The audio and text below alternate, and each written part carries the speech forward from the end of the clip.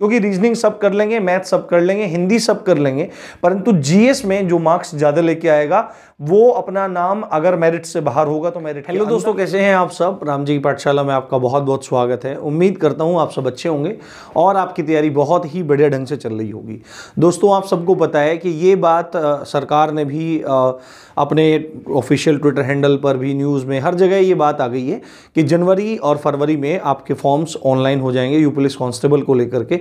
और UP police constable वो भर्ती है जो यूपी के या अन्य भी राज्यों की बात की जाए तो मतलब बहुप्रत्याशित, बहुत ज़्यादा वेट की जाने वाली भर्ती है। और पदों की बात जो बात हो रही है वो 35,757 पदों की बात हो रही है। ये सारी बातें सब एक तरफ चलती रहेंगी, पर सबसे ज़्यादा ज़रूरी है आप अच्छी तैयारी कैसे करेंगे और आप उसमें सिलेक्शन कैसे लेंगे।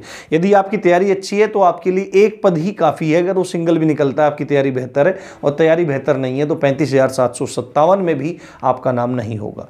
इसी चीज़ को ध्यान में रखते हुए राम जी की पाठशाला ने पुराने जो पेपर्स हैं, जो आपके पिछले पेपर्स हैं, प्रीवियस ईयर पेपर्स हैं, उनका एनालिसिस आपको देना शुरू किया है। अब से पहले हिंदी का दे चुका हूं मैं पूरा एनालिसिस, आप उसको यहां पर देख सकते हैं ऊपर क्लिक करके। उसको बाद में देख सकते हैं या इसको बाद में देख सकते हैं, सुविधा आपकी है। आज हम जीएस का एनालिसिस आपके सामने रख रहे हैं। जीएस एक ऐसा सब्जेक्ट है जो आपके सिलेक्शन होने और ना होने के बीच में अंतर क्रिएट करता है, क्योंकि रीजनिंग सब कर लेंगे, मैथ सब कर लेंगे, हिंदी सब कर लेंगे, परंतु जीएस में जो मार्क्स ज्यादा लेके आएगा वो अपना नाम अगर मेरिट से बाहर होगा तो मेरिट के अंदर लिखा लेगा, और अगर मेरिट के अंदर है तो वो और ऊपर लिखा करके सिविल, पीएससी और फायरमैन, इन तीनों में से किसी भी सर्विस को प्रेफर कर सकता है। तो आपको अच्छे से अच्छी तैयारी करनी है। पेपर देने के बाद आपको ये फील हो कि भाई मेरा सिलेक्शन होने वाला है और आप अपनी दौड़ की तैयारी में लग जाएं, ना कि आप कट ऑफ खेलने लगें। जो प्रीवियस ईयर पेपर हैं उनका पूरा का पूरा एनालिसिस मैंने किया है बैठ करके, और आपके सामने यहां पर एक तरफ सब्जेक्ट लिख दिया है, कितने क्वेश्चंस आए थे वो चीज देख लिए। साथ में हम लोग देखेंगे लेवल क्या था, यानी कि आपको किन किन चीजों का ध्यान रखते हुए आप कर सकते हैं। अभी हम लोग एनालिसिस कर रहे हैं, जल्दी ही मैं आपको इनकी रणनीति भी दूंगा, जिससे बुक्स और किस तरह से आपको तैयार करना है, सब चीजें आपको बताऊंगा। साथ में हिंदी की क्लास हमने शुरू कर दी है, हिंदी की बहुत बेहतर क्लास चल रही है, निःशुल्क एकदम चल रही है, आप उसको जाकर के पढ़ सकते हैं।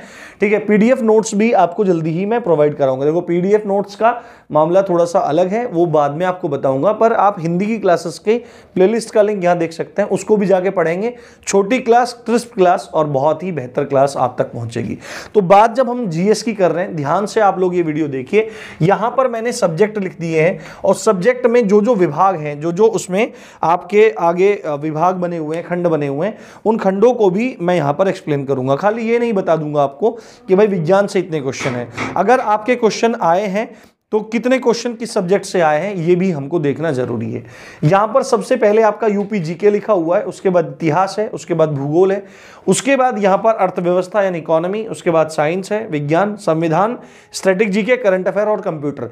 इन 9 टॉपिक से आपके प्रश्न पूछे गए थे।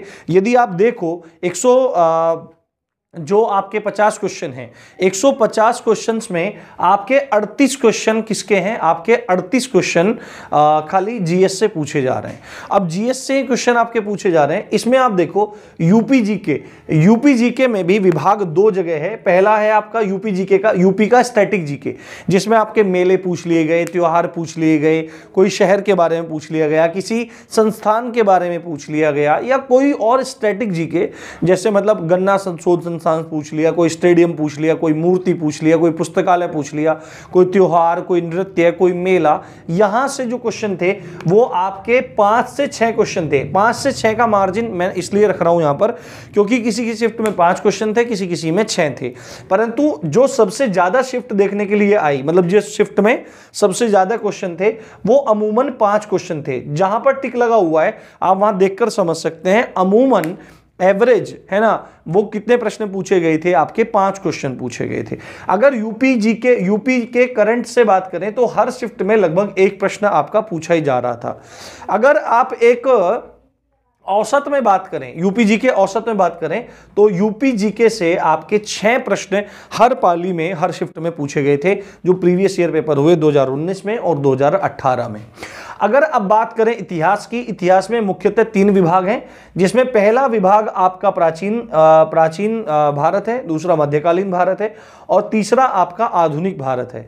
ठीक है, सबसे ज्यादा इंपॉर्टेंट जो पार्ट होता है इतिहास का वो आधुनिक भारत ही होता है, जहां पर यूरोपीय कंपनियों के आगमन से लेकर के और स्वतंत्रता तक 1947 तक मुख्य माना जाता है। उसके आगे पीछे, उसके आगे भी स्वतंत्रता प्राप्ति के बाद भी आधुनिक भारत ही आधुनिक इतिहास ही माना जाता है, परंतु 1947 तक सबसे ज्यादा इंपॉर्टेंट होता है।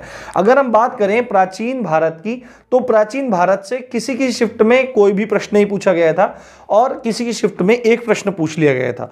अगर आप औसतन यहां से प्रश्नों की संख्या को देखोगे तो प्राचीन भारत से आपको एक प्रश्न देखने के लिए मिला था। मध्यकालीन भारत से मैक्सिमम जगह यह था कि कोई भी प्रश्न नहीं था, केवल एक पाली थी, उसमें एक प्रश्न पूछा गया था, इसलिए मैंने यहां पर इसको लिख दिया है। और आधुनिक भारत की बात करें तो आपके 1 से 2 प्रश्न पूछे गए थे, परंतु ज्यादातर पालियों में आपके 2 प्रश्न पूछे जा रहे थे। अगर आप इतिहास से ऑन एन एवरेज क्वेश्चंस को लगाएंगे कितने क्वेश्चन पूछे गए थे, तो आपके 4 प्रश्न इतिहास से कुल मिलाकर पूछे गए थे। अगर आप बात करें भूगोल की यानी कि आपकी ज्योग्राफी की, तो इसमें 2 तरह का प्रमुख भूगोल है, जिसमें विश्व भूगोल है और दूसरा आपका भारत का भूगोल है। अच्छा, प्रश्न जो थे वो सब ये प्राचीन भारत में जो प्रश्न है वो सिंपल, एकदम आराम से लेवल की बात करता चलूंगा। ये जो प्रश्न है ना वो बहुत सिंपल है ना, यानी कि आप क्या कह सकते हो, इजी टू मॉडरेट, यानी कि अगर आपने टॉपिक्स को पढ़ रखा होगा, बस पढ़ भी रखा होगा और आपके जहन में वो चीजें होंगी तो आपके लिए बहुत इजी है, आप कर सकते हो, बस आपका पढ़े होना जरूरी है। अगर आप पूछोगे कि सर इसमें से कुछ छोड़ना है, कुछ या बचाना है, कुछ इंपॉर्टेंट है, तो मेरे हिसाब से यदि आपको सिलेक्शन लेना है, कंपटीशन बहुत ज्यादा टफ है, आपको सब चीज पढ़नी चाहिए और मैक्सिमम स्कोर के लिए आपको आगे बढ़ना चाहिए। ठीक है, भूगोल की बात करें तो भूगोल में, विश्व भूगोल में, जिसमें आपके देशों की राजधानियां, ठीक है, या आपकी मुद्राएं वगैरह ये पूछी गई थी। कोई व्यक्ति कह सकता है कि स्टैटिक जीके में आ जाता है, परंतु आप जब प्रश्नों को देखेंगे तो आपको लगेगा कि वो भौतिक भूगोल से प्रश्न थे। सागरों से प्रश्न पूछ लिया, आपकी जलडमरू मध्य से प्रश्न पूछ लिया, आपके जल संधियों से प्रश्न पूछ लिया, आपके महाद्वीप से प्रश्न पूछ लिया, इस तरह से प्रश्न पूछे गए हैं जिनकी संख्या 3 से 4 है। अगर औसतन आप हर पाली में देखें तो 3 प्रश्न आपके विश्व भूगोल से पूछे गए थे। अगर भारत के भूगोल से प्रश्न पूछे देखे जाएं तो आपके 2 से 3 प्रश्न पूछे गए थे और ज्यादातर 3 प्रश्न पूछे जा रहे थे। अगर आप एक ऑन एन एवरेज फॉर्म में लगाएंगे तो भूगोल से 6 प्रश्न तक आपके पूछे गए हैं। अर्थव्यवस्था से जो प्रश्न है वो सीधे प्रश्न है, आपके बैंक को संबंधित हुआ, आपकी मौद्रिक प्रणाली से संबंधित हुआ, आपकी जो पंचवर्षीय योजना है यहाँ से प्रश्न है। तो 2 क्वेश्चन हर पाली में थे, ये आपको फिक्स थे, 2 क्वेश्चन आपको दिख ही रहे थे किसके, इकोनॉमी के।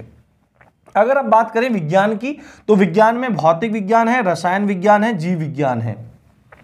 भौतिक विज्ञान में आपको जो मतलब क्वेश्चन दिख रहे थे वो 1 से 2 क्वेश्चन हमेशा हर पाली में थे, है ना। किसी में 1 थे, किसी में 2 थे, किसी में 1 थे, किसी में 2 थे। पर अगर आप औसत तौर पर देखें तो औसत तौर पर ये क्या है, आपका 1 प्रश्न भौतिक विज्ञान से पूछा जा रहा था। रसायन विज्ञान से किसी पाली में 2 थे, किसी में 3 थे। औसत के रूप में लें तो 2 प्रश्न आपके पूछे जा रहे थे। और जीव विज्ञान में अगर आप एक औसत रूप से माने तो 2-3 प्रश्न पूछे जा रहे थे। औसत में आप 2 प्रश्न इसमें देख सकते हैं, हर पाली में औसतन इतने पूछे जा रहे थे। अगर टोटल करोगे तो 5 प्रश्न आपके विज्ञान से टोटल यहां पूछे गए। संविधान से फिक्स थे, 2 क्वेश्चन हर पाली में दिख रहे थे। अगर स्टैटिक जीके की बात करो आप, स्टैटिक जीके में कहीं कहीं ऐसे हो रहा था, कहीं 5 प्रश्न थे, कहीं 3 थे, कहीं 8 तक भी पहुंच गए थे। और अगर इनका एक मोटा मोटा एवरेज निकालोगे आप तो एक मोटा मोटा एवरेज 6 प्रश्न के आसपास स्टैटिक जीके से थे, जिसमें पुस्तकों से प्रश्न थे, जिसमें आपके खेलों से संबंधित प्रश्न थे, पुरस्कारों से संबंधित प्रश्न थे, जो स्टैटिक जीके में आपका पूरा आता है, वहां से आपके प्रश्न पूछे गए थे। करंट अफेयर में भी आपके 6 प्रश्न थे, इतना मतलब थे इतने, कहीं 5 थे, कहीं 7 थे, कहीं 6 थे, 6 प्रश्न थे और 1 प्रश्न आपका कंप्यूटर से पूछा गया था।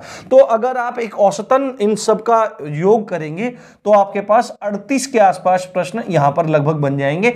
ये एक मोटा मोटा अनुमान है जो मतलब वहां से निकाला गया है, पर बहुत बारीक, इसमें ज्यादा चेंजेस आपको देखने के लिए मिलेंगे। बहुत छोटी छोटी चीजें हैं जो आपको समझनी देखनी चाहिए। तो ये पूरा का पूरा एनालिसिस है। आप एक बार चाहें तो इसका स्क्रीनशॉट ले सकते हैं और इसको अपने पास रख सकते हैं, क्योंकि ये चीजें आपके लिए बहुत कारगर हैं। आपको ये काम ना करना पड़े, इसलिए रामजी की पाठशाला आपके साथ है और काम कर रहा है। अब इंपॉर्टेंट बात है, लेवल सबके सब प्रश्न ऐसे थे, इजी टू मॉडरेट। इजी भी थे और मॉडरेट भी थे, हार्ड कुछ जैसा दिख नहीं रहा था, बस आपको अवेयर होने की जरूरत थी। तो अभी जो मैं क्लासेस चला रहा हूं, जीएस की भी क्लास आपकी चलाऊंगा, तो आपको वो भी देखनी है। हिंदी क्लास भी चल रही है और बहुत बेहतर ढंग से चल रही है। बस आपको क्या काम करना है, पढ़ना है, अच्छे से बढ़ना है और सिलेक्शन लेना है। जो रणनीति, जो एनालिसिस वगैरह जो मैं बताता जाऊं, आप समझते जाइए, पढ़ते जाइए, आपका निश्चित भला होगा। यूपीएसआई में भी बहुत सारे बच्चों का सिलेक्शन राम जी की पाठशाला से देखकर हुआ है, उनसे भी जल्दी आपको ही मैं मिलवाऊंगा। बहुत सारे दरोगा बन गए लड़के लड़कियां, तो उनसे आपको मिलवाऊंगा, तो आपको बहुत ही ज्यादा बेहतर लगने वाला है। ठीक है, सिलेक्शन का राज होता है जीएस, ये बात आपको पता होनी चाहिए। अगर आपको वीडियो पसंद आई है तो अपने दोस्तों के साथ शेयर जरूर करनी है, और अगर सब ठीक लग रहा है तो सब्सक्राइब भी कर दो, लाइक भी कर दो। इसी अच्छी बात के साथ आप देख रहे थे राम जी की पाठशाला। मैं हूं राम भारद्वाज। जय हिंद, जय भारत।